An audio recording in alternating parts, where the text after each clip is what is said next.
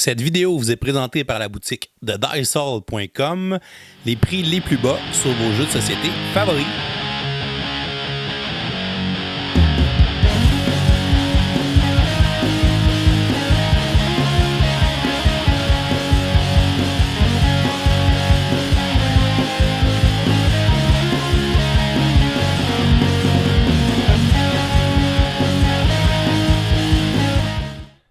Bonjour chers amis joueurs, ici LP, bienvenue à un nouvel épisode de Kickstarter 101. Aujourd'hui, je vous amène dans un univers sombre et glauque alors que nous tentons de nous sauver, de nous échapper d'un château maléfique dans le jeu Escape from the Dark Castle. Escape from the Dark Castle est un petit jeu de cartes, un petit jeu de narration principalement, qui va se jouer de façon coopérative. On peut jouer solo, on peut jouer jusqu'à 4 joueurs. Les parties vont être très courtes, une trentaine de minutes, même 20 minutes la dernière fois que j'ai joué.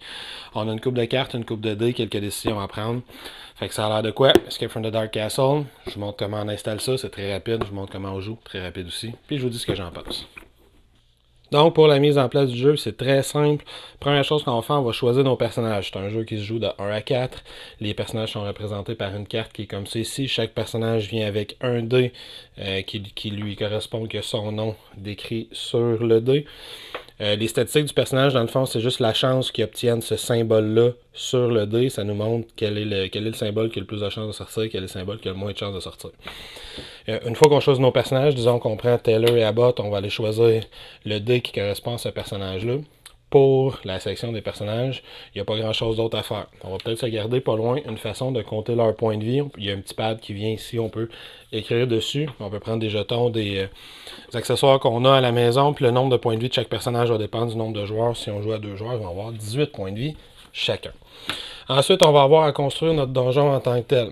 Comment construire notre donjon? On va avoir un gros paquet de cartes au dos noir comme ceci, avec le dos de ce côté-ci. On va en prendre 15 qu'on va piger au hasard. On brasse ça, on en prend 15. Puis ça forme notre château duquel on va avoir à s'échapper. Sur notre château, on va mettre notre carte de départ qui ressemble à ça ici, qui est la porte d'entrée de notre cellule, en fait la porte de sortie de notre cellule, qu'on va avoir à tourner pour commencer la partie. Dernière étape qu'on va avoir à faire, préparer notre donjon, on va avoir différentes cartes boss qui ont toutes le même dos, mais qui ont tout un boss différent de l'autre côté.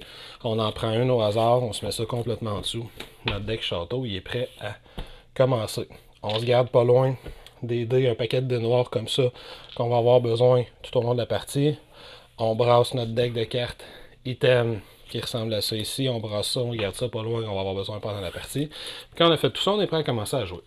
Donc, Escape from the Dark Castle, une fois qu'on est installé, comment on gagne, comment on perd, comment ça se joue, ben c'est très facile. Pour gagner, on doit passer au travers le paquet de cartes qui est là. On doit résoudre les cartes une à une jusqu'à temps qu'on passe au travers la résolution de la dernière carte du paquet. Si on réussit ça, on gagne la partie. Et pour réussir ça, il faut que tous nos personnages survivent. Dès qu'un personnage meurt, tombe à 0 point de vie, ben la partie est perdue avec une défaite. Puis on doit recommencer. Donc, le jeu, comment il se joue en tant que tel, ben, au début de chaque tour de jeu, entre guillemets, parce qu'il n'y a pas vraiment de tour, on va tout simplement décider quel joueur va piger la carte pour la lire et tenter de résoudre ses effets. Dans l'édition spéciale du jeu, on nous donne un marqueur indiqué You dessus qui indique, pour qu'on se rappelle, qui est le joueur qui a la tâche de lire. Disons qu'on décide de commencer par Abbott. Abbott va piger la première carte du paquet. Chaque carte a une structure un peu similaire. On va avoir une partie en italique qui est la partie narrative du jeu qu'on doit lire à voix haute, que je vais vous épargner. Je vais vous laisser la découvrir par vous-même. Puis ensuite, on va avoir les consignes pour résoudre la carte en tant que telle. Cette carte-là, c'est notre première. On fuit de notre cellule dans laquelle on est incarcéré depuis plusieurs années et on trouve des items en fuyant cette cellule-là. Fait que quand on résout une carte, on fait simplement la mettre de côté. On me dit de piger un item par joueur, fait qu'on va piger les 2 premières cartes du paquet item. On va les regarder, comme c'est coopératif, on va se les séparer comme on veut. Chaque joueur a une limite de 2 items par personnage. Quand c'est fait, on a résolu une carte, mais là on décide, est-ce que c'est le même joueur qui continue à lire ou c'est le joueur suivant qui lit. Vous verrez dans quelques instants quelle différence ça fait. Disons qu'on change. Taylor prend la carte, et là on va la lire comme il faut. You turn a corner and step right into the path of 2 guards. They exchange a puzzled look and then lunge to restrain you.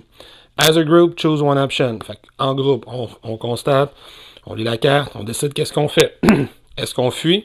Flee. Puis si on fait ça, on va perdre chacun 1 point de vie. Ou on le combat. On commence un combat. On est en début de partie. Disons qu'on va fuir. On prend pas de chance. Fait que dans ce cas-ci, on nous dit each player lose 1 HP. On a résolu la carte, mais au coût de 1 point de vie par personnage. Taylor décide de garder la main, il discute. Je vais continuer à aller à la prochaine carte. Et on continue. Ici, on a une partie encore narrative. You are knocked unconscious and dragged down by a sad passage. Il y a quelque chose qui se passe ici. Puis ici, on voit, en caractère gras, il y a le mot-clé You. You must endure the pain until your absence is noticed and you are rescued. You'll roll your character die 5 times. For each roll that is not might or a double, you lose 1 HP. Comme il y a le mot-clé You, ça veut dire que ça s'applique juste au personnage qui a ce jeton-là, celui qui était en train de lire. Le reste du groupe est épargné. Fait que là, dans ce cas-ci, on me dit de rouler le dé 5 fois pour chaque face qui n'est pas un double ou qui n'est pas might, l'espèce de point. On mange un de dégâts.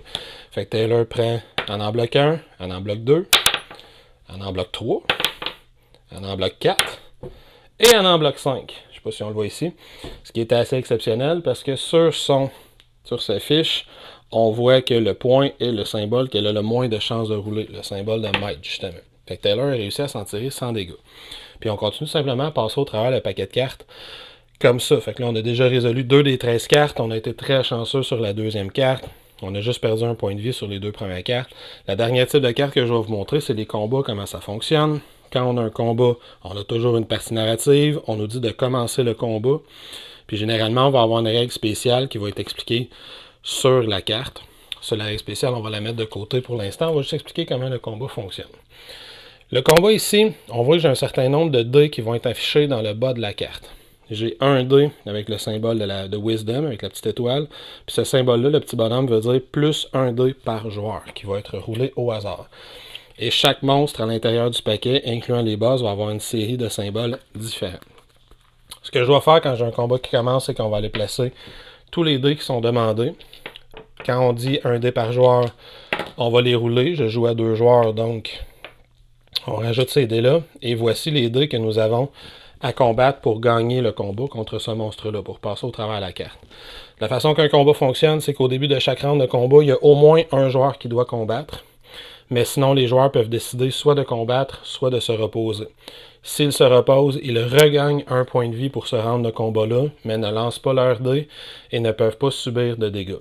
S'ils décident de combattre, disons que les 2 joueurs décideraient de combattre, ils vont tout simplement, dans la première phase de combat, lancer leur dé. Et on va appliquer les résultats sur les dés qui sont affichés. Dans ce cas-ci, Taylor a roulé un double symbole des yeux, alors que Abbott a roulé 2 fois le symbole de la petite étoile. Fait qu'on peut les appliquer sur les dés. Avec ces 2 symboles-là, on peut ignorer ces 2 symboles-là. Par contre, Taylor, malheureusement, ne réussit pas à faire disparaître le dernier dé. Tant qu'il reste au moins un dé à l'adversaire a l'opportunité de répliquer.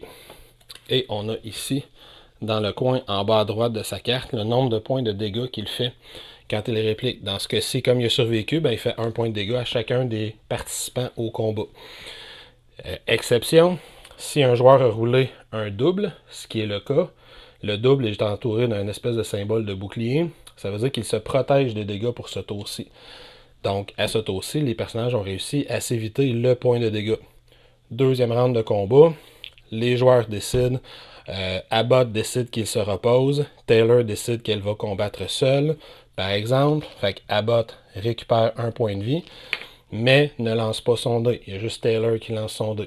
Taylor lance son dé. Elle obtient le point manquant. La carte est vaincue. Elle est envoyée. On ne subit pas des dégâts. Fait que dans ce combat-là, on l'a très bien réussi. Abbott a réussi à revenir à 18 points de vie. Taylor, il ne lui en manque que 1. On a déjà 3 cartes de résolu. Et on continue comme ça jusqu'à la fin où on voit cette carte-là. Quand on la révèle, on a un monstre, le boss du château. On a sa narration, ses règles spéciales, les dégâts qu'il fait, les dés qu'on doit battre dans un combat. Et si on réussit à battre cette carte-là, on gagne la partie. Je rajoute finalement que les items, on peut les utiliser à n'importe quel moment pour appliquer l'effet de l'item. Certains items, comme celui-là, vont nous dire qu'on doit le défausser pour s'en servir. D'autres items nous disent qu'on peut les utiliser tant qu'on veut, tant qu'on respecte la règle de l'item sur la carte. Et entre les cartes, pas pendant qu'on résout une carte, mais entre les résolutions des différentes cartes d'exploration, on peut s'échanger les items tant qu'on veut entre les joueurs. C'est un jeu qui est 100% coopératif. Et pour les règles de Escape de Dark Castle, ça fait pas mal le tour. Donc, dernier point de règle avant de passer à la conclusion. Quand on combat des monstres, quand on réussit à vaincre un monstre, on va piéger une carte objet qu'on va décider à quel joueur cette carte objet-là va aller, toujours en respectant la limite de 2 objets par personnage. Maximum 2 objets par personnage. Cela étant dit, qu'est-ce que je pense du jeu? Bon, premièrement, les aspects négatifs. Premier aspect négatif, il n'est pas disponible en français. Comme c'est un jeu qui est fortement axé sur la narration, on doit être à l'aise à lire en anglais, on doit être à l'aise à lire à voix haute en anglais, c'est pas tout à fait la même compétence. On doit être à l'aise à traduire les choses qui se passent rapidement sur le fly comme ça. Fait que malheureusement, c'est pas disponible en français. Ceux qui ont plus de difficultés avec l'anglais profiteront pas de ce jeu-là, parce que si on se concentre juste sur les mécaniques du jeu, c'est un jeu très léger. Là où on va aller chercher sa force, c'est sur la narration, donc pas disponible en français. Cela étant dit, au niveau des points négatifs, c'est pas mal tout ce que j'ai à dire. Parce que, justement, c'est un jeu très original. Si je commence les points positifs, c'est un jeu très original dans son approche vis-à-vis le jeu. Les mécaniques du jeu sont extrêmement simples. Il y a des gens à qui ça va déplaire fortement. Toutes les décisions qu'on a à prendre, c'est qui va lire la prochaine carte. Certains effets vont s'appliquer spécifiquement au lecteur de la carte. Donc, on doit décider qui lit la prochaine carte. On va avoir un petit peu de prise de risque à faire. On va rencontrer une carte qui va nous dire est-ce qu'on fuit le garde puis on reçoit 1 de dégâts, ou on essaie de combattre le garde qui fait 2 de dégâts par tour, mais peut-être qu'on va être capable de bien s'en tirer par le combat. Fait qu'un petit aspect push your luck. Puis ensuite, c'est de la résolution de dés. Fait qu'on lance notre dé. On n'a même pas beaucoup à lancer. On en lance juste un à la fois. Puis on regarde le résultat par rapport à ce que la carte nous indique de faire. Fait qu'au niveau de la prise de décision, il n'y a pas grand-chose. Là où le jeu a une grande force, c'est justement à son aspect narratif. C'est là que le jeu est vraiment très original. J'irais jusqu'à dire extraordinaire. Et pour bien apprécier le jeu, il faut vraiment embarquer dans cet aspect narratif-là. Si on passe par-dessus le texte qui est en italique sur chacune des cartes pour se concentrer sur comment on va résoudre la carte, nos parties vont durer 15 minutes, puis on n'aura pas eu tant de plaisir que ça. C'est vraiment dans l'aspect narratif que le jeu va chercher ses particularités. Fait que c'est un public particulier qui va aimer ce jeu-là. C'est pas un public qui cherche des gros euros, c'est pas un public qui cherche, même à la limite, qui cherche de la méritrage, c'est pas tout à fait ça qu'on a là-dedans. C'est vraiment une expérience narrative. Toutes les fois que j'ai joué, on a fini pratiquement par faire du roleplay en jouant à ce jeu-là. Il y a une fois que j'ai joué avec un ado qui était à l'aise pour lire en anglais, mais pas pour lire à voix haute. Fait que dans le fond, ce qu'on a fait, c'est qu'on lisait individuellement la carte, l'aspect narratif, puis ensuite on racontait aux autres joueurs qu'est-ce qui se passait sur la carte avant d'arriver dans l'aspect mécanique de la carte, comment faire pour la résoudre. Fait qu'il y a vraiment des belles possibilités avec ce jeu-là. Puis l'autre grande force que ce jeu-là a, selon moi, c'est son graphisme, qui est un espèce de graphisme horreur des années... des vieux films d'horreur des années 40-50. Ils ont été chercher un style visuel en noir et blanc qui est unique dans le jeu de société. Que j'ai pas vu beaucoup de jeux tenter cette approche-là. Fait qu'autant au niveau des cartes personnages que des cartes aventure, que des cartes items, tout est en noir et blanc, tout est super bien dessiné. Puis même les petites histoires qu'il y a sur chacune des cartes sont très bien écrites. Donc, pour moi, un super bon jeu, un super bon petit jeu. Escape the Dark Castle, je vais le recommander fortement. C'est un jeu que j'ai vraiment beaucoup aimé. Ça a été une belle surprise pour moi. En plus de ça, il y a plusieurs choses qui existent pour améliorer son expérience de jeu. On a 3 extensions qui amènent chacune un deck spécifique qu'on va prendre qui est faite spécifiquement pour une partie. Fait qu'on a spécifiquement une carte différente de boss pour ce deck-là. On a une carte de départ différente, puis on a 15 cartes aventure que soit on peut mélanger avec son jeu de base, soit on peut jouer individuellement ou séparément juste avec ce petit deck-là, puis ça va faire une expérience thématique encore plus forte. On a également des petits tapis de jeu qu'on peut aller chercher qui vont aider à organiser son espace de jeu. Puis j'aime beaucoup le visuel justement parce qu'encore une fois, on va chercher un visuel noir et blanc où on va mettre sa carte de personnage en milieu, on a de l'endroit pour mettre ses cartes d'items de chaque côté. Fait qu'il y a beaucoup de matériel qui existe si on veut améliorer son expérience de jeu en plus. Fait que c'est vraiment une super belle petite production. Le jeu de base lui-même n'est pas très dispendieux quand on le cherche en magasin. Les extensions, c'est peut-être un petit peu plus dur à trouver, mais le jeu de base lui-même, c'est même pas une quarantaine de dollars si je me trompe pas, quand on le cherche en magasin. Donc, Escape the Dark Castle, très belle production. Si vous cherchez une expérience narrative, quelque chose qui se place vite, qui se joue vite, qui s'explique rapidement, c'est quelque chose que vous allez apprécier. Si vous cherchez des gros jeux euros avec beaucoup de réflexion à prendre pour chaque décision, ou des gros jeux à méritrage où on lance un paquet de dés pour tuer un paquet de monstres, ça ne sera pas votre tasse de thé, mais si vous cherchez une expérience narrative originale, c'est quelque chose qui devrait fortement vous plaire.